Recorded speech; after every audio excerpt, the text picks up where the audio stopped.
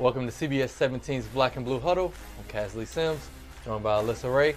A lot to get to this week. The Panthers are in London, taking on the Bucks, which they took on in week 2. It's now week 6. I mean, they've taken on this team twice in the last few weeks, which is kind of odd. And you were talking the other day about how often does this happen.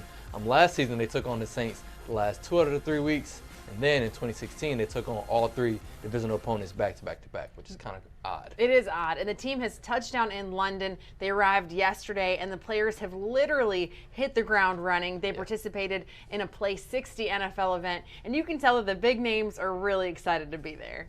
It's just been really cool. Never what I thought, guys like us would, go to a place, overseas in London, and people would know who you are. So it's a pretty surreal experience. A lot of their kids go to Ivy schools, and we asked them kind of what their average score was on ACTs, and I looked at Greg and I was like, there's no way I've been able to get into school here. So I was probably lucky I didn't try to come over here because they wouldn't let me in, probably. It's been interesting. We woke up on a plane in a different country and a different day. Got checked in. We haven't really seen much other than coming here, which has been really cool. Just to talk to the kids and learn about where they're from and what their background is and experiences is really interesting, and we're enjoying it. A couple of those players we just saw, Christian McCaffrey had 237 yards from scrimmage. He had 3 touchdowns. And, of course, Luke Kuechly recorded his 1,000th career tackle. Pretty cool. McCaffrey's, he's my early MVP choice right now. He's been balling. Yes. Can't beat it. This week, like I said, we're in London. They get a bye week next week, so it'll be a good time to get some rest. They've got that jet lag. It's been a pretty weird season for the guys. Again, playing the same team 2 out of the last few weeks, so that's also weird.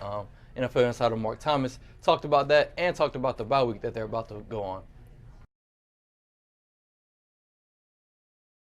They're ready on Sunday, but they're creatures of habit. They're all about routine. It's all about what time do I live, what time do I eat breakfast, what time is special teams meeting. And when you throw a wrench in it because you have to get over there a little bit early to get your clock used to the time of day, it throws a little bit off. And that's typically why we've seen in years past with teams that are playing over there that they don't do well offensively. It's a slower start. Yeah. Well, they've already played Tampa Bay and lost to Tampa Bay. What are the benefits to playing the same team twice in 6 weeks? Well, the benefits are you don't really have to study as much of your personnel. Like you still remember, you know what it is. You're more focused on the plays at hand. And don't get me wrong, it's not like you don't know what Jameis Winston is going to do. You know his tendencies. Yes, I will say Tampa Bay is a much different football team than what we saw a few weeks ago. But look, yes, they have some offensive linemen down, but they're better offensively than they were back then. And let's not forget this as well. It was a monsoon when they played in Charlotte, so it's not like you're going to study that game film. Right.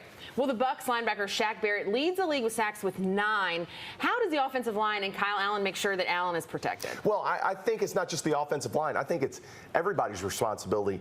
Know this about Norv Turner. He is going to make sure Christian McCaffrey, Greg Olsen, running backs, tight ends, wide receivers, everybody is responsible for keeping hits off a quarterback, especially Kyle Allen. Look, there's been a lot of simplistic throws that we've seen, but Kyle Allen's been so good with them. They've booted him out of the pocket, kept him on the move. I think more so than anything else, you've got to protect him holistically. And yeah, Christian McCaffrey, the more you get to him, the better that team looks. Absolutely. And as you mentioned, Christian McCaffrey, no surprise here. He has the most rushing yards across all of the NFL with 587. He tore it up last game with 3 touchdowns. Should we expect to see the same performance this week?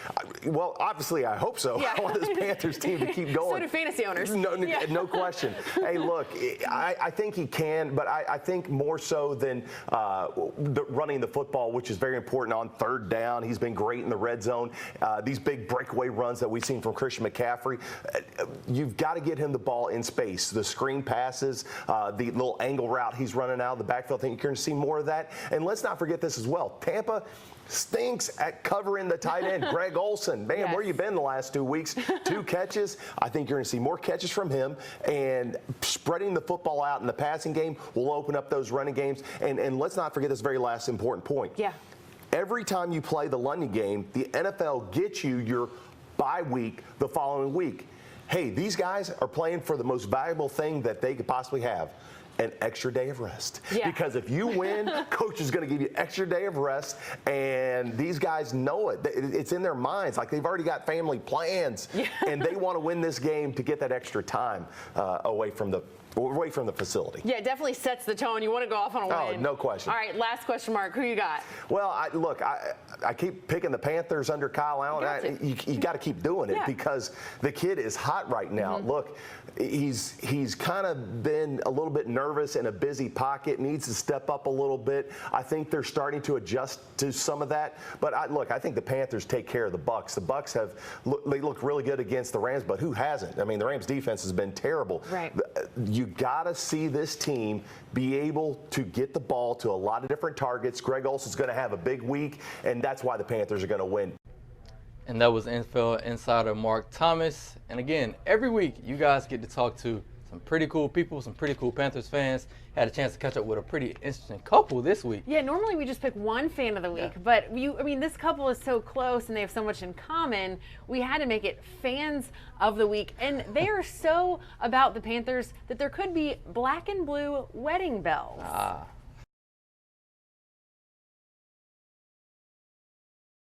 When they lose. Kendrick Russell lives for football season and his favorite team, the Carolina Panthers. My mom, my girlfriend, several people like, oh, we can't be around you when they lose it because we just know, like, you are dead into it. Go. Football has been such a big part of his life. He was on High Point Central's 1999 state championship team. He is a volunteer coach and mentor with the Bison now because he knows how valuable being on a football team can be. When he was real young, Kendrick liked a different NFL team. When I was younger, I was kind of into the 49ers, like Steve Young, Jerry Rice, but when I heard that they were bringing the expansion team to the Carolinas, I was like, oh yeah, I got to jump on that. And his loyalty has only gotten stronger. I'm telling you, if the Panthers called me right now and just said, I want you to be the water boy, I would get in my car and I would head to Charlotte immediately. I don't care what I'm doing. I could be at work and I'll tell my manager, like, hey, I got to go. Oh, no! Yes! Fumble, baby. Are you Let's go. serious? Let's go. Every time. Shut it down. His girlfriend, Datavia Terry, loves the Panthers too. Shut it down every time. Curtis Samuel don't even fumble. Well, I understand football, which a lot of people don't think that females do, but I'm one of the ones who do understand football. And I just love the Panthers so much because it feels like a family. I finally have someone that could be as rowdy, if not more rowdier, than I am. We'll see the former MVP, Cam Newton, and the Carolina Panthers. And when they play their favorite video game, yep, they're both the Panthers. I tell my girlfriend, like, wedding planning for the future or whatever, like, how about we do Panther colors, or how about we have some keep pounding, signs here and there. I'm always texting him every day with the countdown on when we leave to go to the next event that we will be attending. They are regulars at training camp, Fan Fest, the draft party, and of course games. They attend as many as they can. Sometimes it can be a little difficult financially.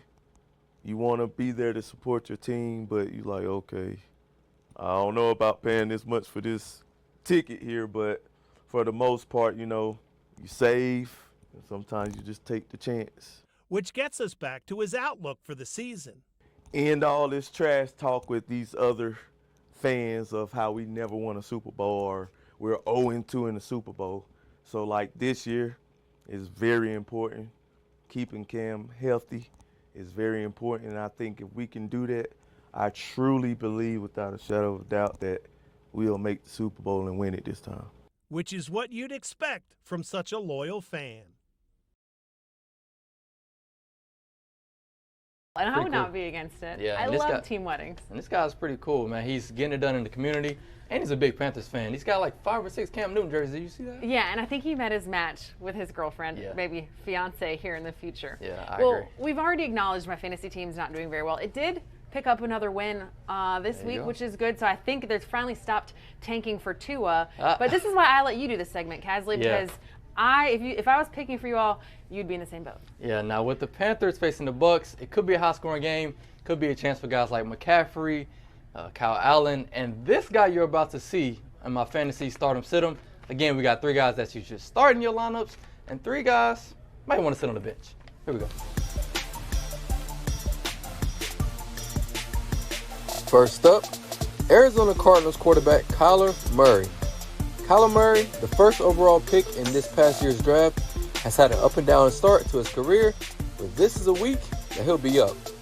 The Falcons have given up the 2nd most fantasy points to quarterbacks this season, and even if Murray doesn't have it going in the pass game, the guy's lightning quick and will make plays with his feet. This game is likely to be high scoring due to 2 bad defenses on the field. We'll probably see Murray tossed around 40 times. It sounds excessive, but it might be necessary if the Cardinals want to win.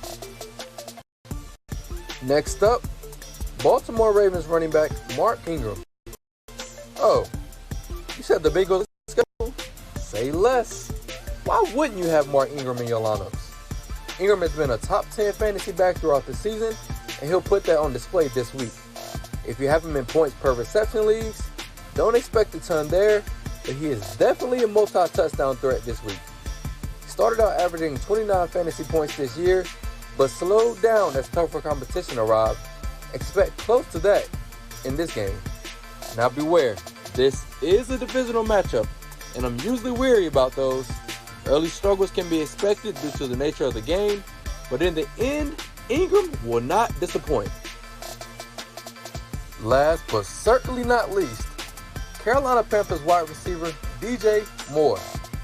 We have us a Panther on the list, and it's not Christian McCaffrey because you don't need me to tell you to start him. I mean, come on now. Instead, we'll highlight DJ Moore, who has been new quarterback Kyle Allen's 2nd favorite target, not named McCaffrey. The last time these 2 teams met up was in week 2, and the Bucks gave up 333 passing yards to Cam Newton. 89 of those went to Moore on 9 receptions. Tampa has given up the 4th most fantasy points to wide receivers this year, and with Moore as one of the Panthers' focal points, expect him to help keep the team rolling, even across the ocean.